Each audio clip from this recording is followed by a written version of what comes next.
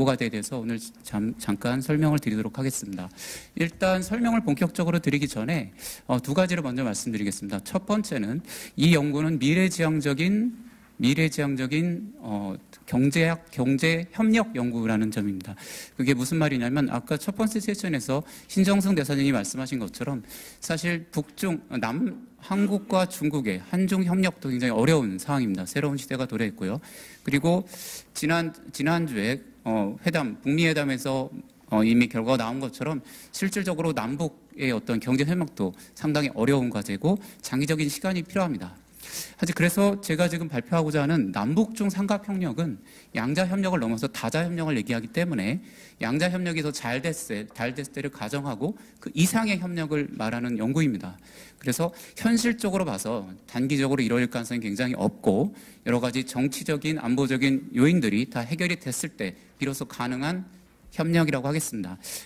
그럼에도 불구하고 대외경제정책연구원에서는 미리미리 이런 연구를 선도적으로 함으로써 기초적인 수준에서도 이 연구를 함으로써 이후에 어떤 상황이 벌어질 때 대응할 수 있게끔 정책 연구를 해보았습니다. 두 번째는 그런 차원에서 했기 때문에 이 남북중 연구가 거의 없기 때문에 저희 수준의 연구는 상당히 기초적이고 어떤 정책을 기본적으로 제안하는 이런 좀 아주 높은 수준이 아니라 선도적으로 초보적인 수준에서 연구를 제안하는 그런 연구라고 할 수 있겠습니다. 거기에 대해서 좀 이해를 해주시고 발표를 들어주시기 바랍니다. 일단 발표는 5가지로 나눠서 발표를 하겠는데요. 첫 번째는 연구 개요, 그리고 두 번째는 남북중 협력의 어떤 의의, 그리고 세 번째는 남북중 협력에 대한 각자의 입장, 시각, 네 번째는 남북중 협력의 주요 과제는 그리고 미래 전망은 어떠한지, 그리고 마지막으로는 분야별 협력 방안에 대해서 다뤄봤습니다. 첫 번째로 연구 개요입니다. 일단 저희 이 대외경제정책연구의 남북중 경제협력 연구는 다음과 같은 어떤 프레임을 갖고 있습니다. 연구진이 13명이 참가를 했는데요. 여기 계신 원동욱 교수님을 비롯한 외부 연구진들이 각자의 주요한 분야를 맡아서 연구를 해주셨습니다. 그래서 여기 계신 분들이 모두 참여를 했고, 연구진 구성의 어떤 특성은 마지막에 임금숙 교수님하고 안국산 교수님 두 분이 연변대에서 참가를 하셨습니다. 이거는 이 북한 쪽의 시각 이런 거를 최소한 그래도 북한과의 교류가 많은 연변대 교수진이 있기 때문에 이분들을 필진으로 참여시켜서 그쪽 시각, 그리고 중국과 북한의 시각을 반영하고자 했습니다.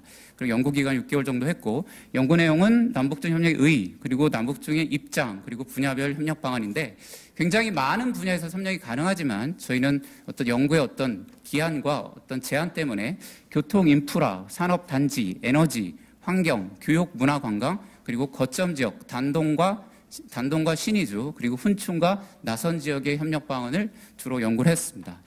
그동안의 연구가 사실상 남북중 경제협력이라는 것은 거의 연구가 없는 상황인데, 차별성을 말씀드리자면 일단은 남북중 협력에 대한 입장을 한번 정리하려는 시도가 되었다.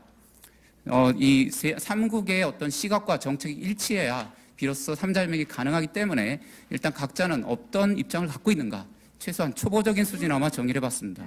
두 번째는 그동안의 많은 연구들이 교통 인프라와 물류 쪽에 협력 연구를 집중하고 있다면 이 연구 같은 경우는 어떤 교육이나 환경, 문화 관광 이런 쪽도 연구를 다룸으로써 여러 가지 분야에 대한 종합적 협력 방안을 제시했다고 할 수 있습니다. 그럼 남북중 경제 협력은 과연 어떤 의미를 갖고 있는가? 우리 남북 협력이나 아니면은 한중 협력에 대해서는 많은 논의들이 있어 왔습니다. 그런 의의에 대해서는 저희들이 많이 알고 있는데, 남북중 3자가 협력을 하면 그게 어떤 의미가 있는가를 정리를 해봤습니다. 첫 번째는 비교우회, 경제학의 비교우회 관점에서 볼 때는 경제발전 단계와 국제분업체계에서의 남북중은 상이한 비교우회를 갖고 있기 때문에 서로 보완적으로 결합을 할 수 있다라는 관점입니다. 그래서 한국은 경제발전률이 높고 임금과 생산 비용이 높은데 따라서 생산비 절감과 중국 같은 소비시장 개척이 필요합니다. 중국 같은 경우는 과잉 투자 해소와 그리고 낙후지역, 특히 동북삼성, 한반도와 국경을 접하고 있는 동북삼성의 경제 활성화를 위해서는 신협력 활성화가 필요하고요.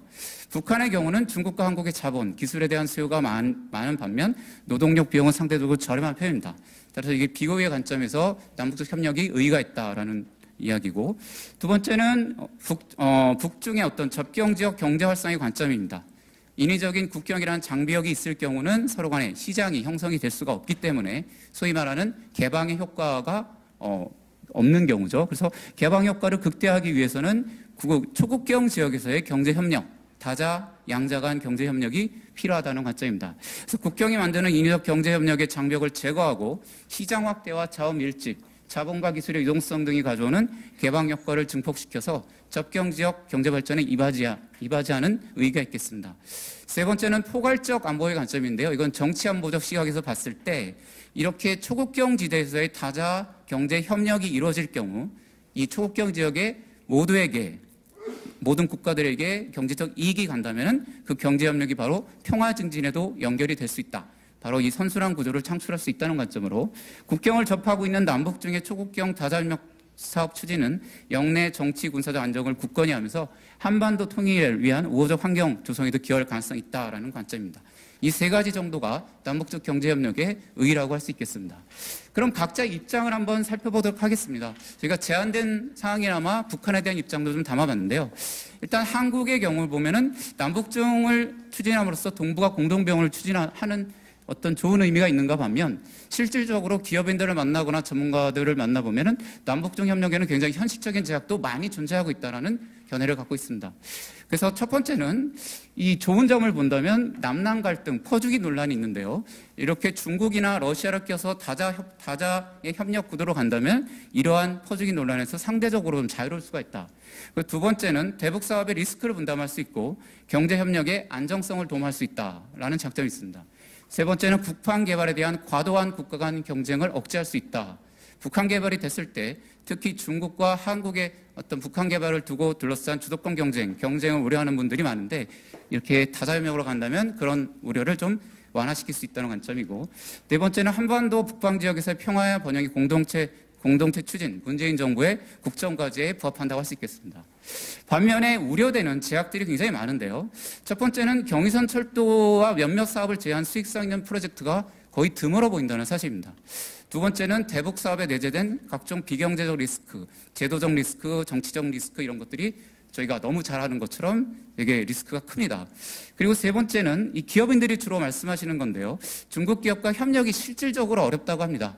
그래서 중국이 1대1로를 하면서 제3국 공동진출에 대한 얘기를 많이 전달해 오고 있는데 실제 기업인들 관점에서는 중국 기업과 협력을 하면은 기술을 치팅을 당한다든가 그리고 노무 문화라든가 이런 노동 문화가 많이 다르기 때문에 실질적으로 같이 일하는 경우가 없다. 그리고 힘들다라고 얘기하기 때문에 과연 남북정 협력이 가능할지도 의심스럽습니다.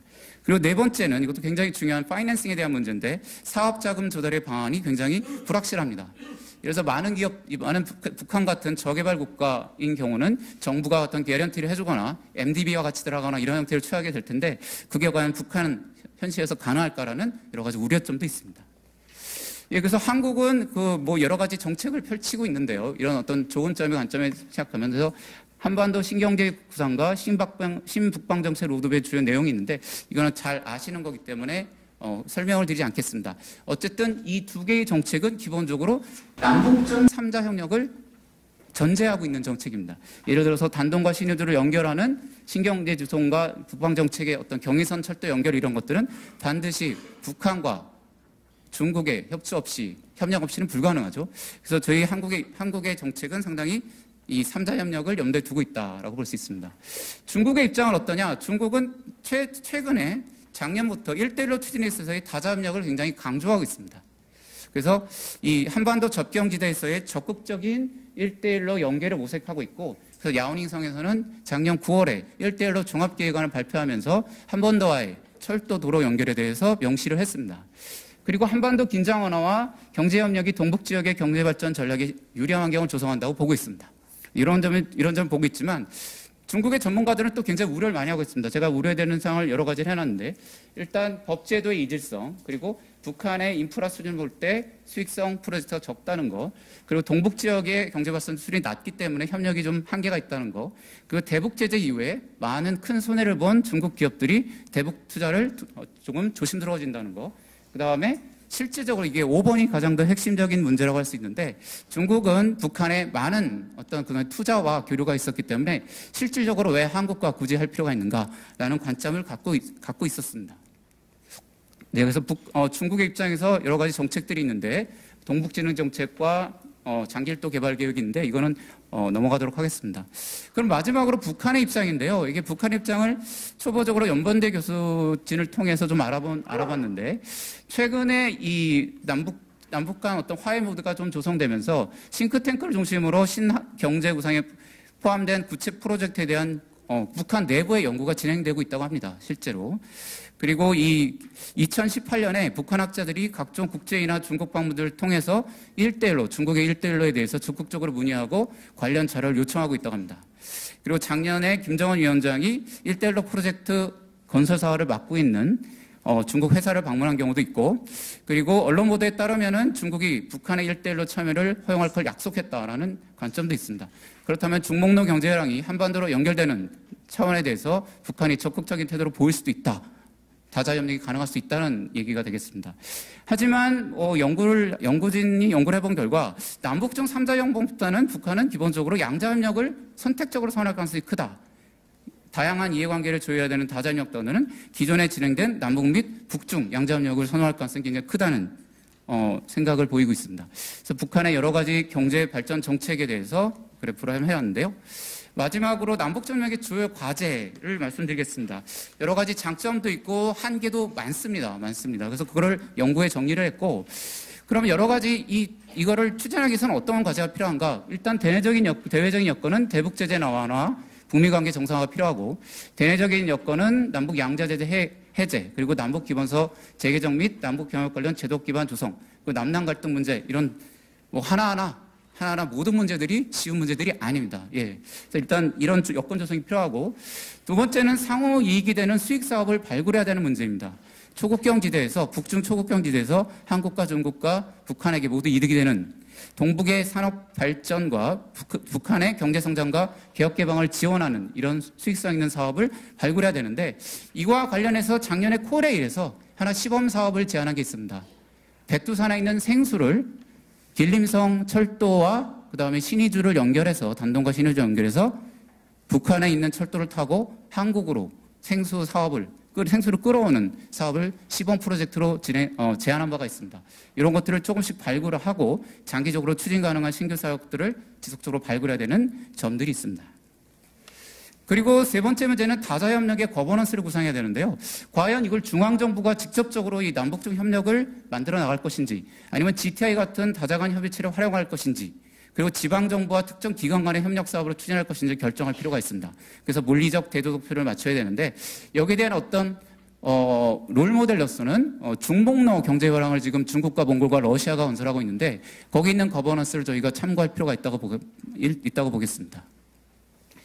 그 다음에 마지막 해결 과제로는 자금 조달 방안의 정교화입니다.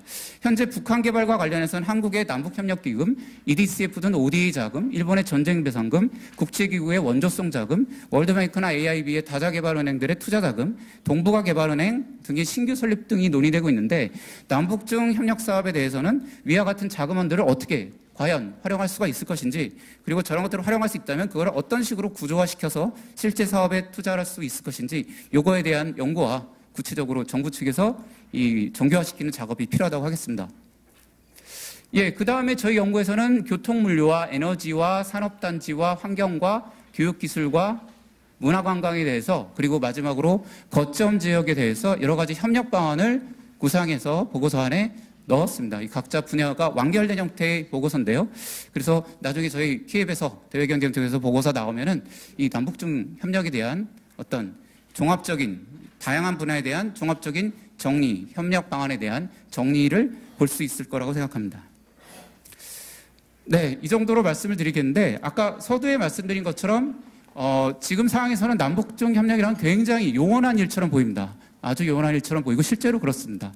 그렇지만 키예프 같은 경우는 좀 선도적으로 이런 연구를 해야, 만약에 그런 사항이 언제 다시 도래하게 되면은 그때 저희가 연구한 결과를 가지고 국가의 정책이나 이런 데 이바지할 수 있기 때문에 미리 선도적으로 연구를 기초적인 수준에서 아마 진행했다고 말씀드릴 수 있겠습니다. 예, 이상으로 발표를 마치겠습니다. 감사합니다.